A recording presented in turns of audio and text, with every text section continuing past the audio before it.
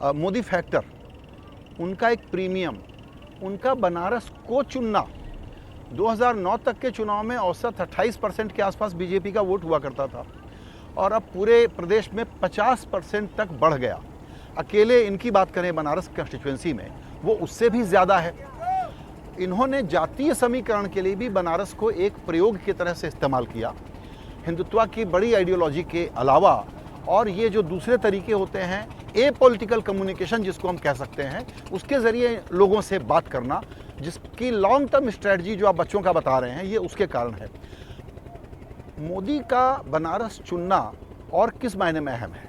देखिए, मोदी का बनारस चुनना ये एक बहुत अहम हिस्सा इसलिए भी है क्योंकि बनारस की एक सांस्कृतिक धरोहर, हिंदुत्व के साथ में उसका एक जुड़ाव, और तीसरा, सन 89 के बाद से केवल एक चुनाव को आप छोड़ दें तो इस शहर का एक तरह से भाजपा के साथ में जुड़ाव।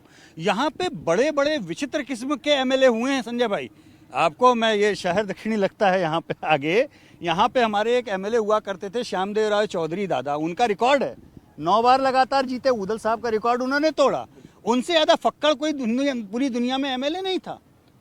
वो इतने विचित्र थे कि अपने क्षेत्र की जनता के कहने पे अपने ही मुख्यमंत्री को काला झंडा दिखाने चले गए थे। तो ये बनारस है। तो ये बनारस का जो भाजपा के साथ में लगाव था, उसका एक इम्पैक्ट पूरब का। और एक बात आप ध्यान रखिए, जब हम पूरब की बात करते हैं तो लोग अक्सर बिहार चले जाते हैं। नहीं, पूरब दरअसल शुरू वहां से होता है जहां अवध खत्म होता है। अयोध्या के आगे आप बढ़ गए तो समझिए यहाँ से लेके जब तक पश्चिम बंगाल की सीमा नहीं लगेगी तब तक पूरब ही पूरब चलता है। तो ये यहाँ पे बीएचयू हॉस्पिटल में जहाँ पैदा हुआ, वो ज़माने तक इस पूरे पूर्वी भारत का इकलौता एम्स नाम की चीज़ हुआ करती थी जहाँ लोग आते थे। तो ये पूरब का इम्पैक्ट, बनारस काशी केवल उत्तर प्रदेश वाला इशू नहीं था, यहाँ से लेकर के कलकत्ता तक का इम्पैक्ट, ये उस जगह से एक सिंबॉलिज्म में जाता है। नर्व सेंटर है। संदीप जी, आप बताएं, बनारस यूपी मोदी प्रीमियम। देखिए, मैं अगर इस विषय को दक्षिण भारत में अपना टेलीस्कोप लगा के देखूं तो मैं 2014 पे जाऊंगा। उस समय जब बीजेपी अपनी रणनीति तैयार कर रही थी, एक बात स्पष्ट थी कि उत्तर प्रदेश में बीजेपी का अच्छा परफॉर्मेंस की ज़रूरत थी। उसके बारे में कोई दो राय नहीं है।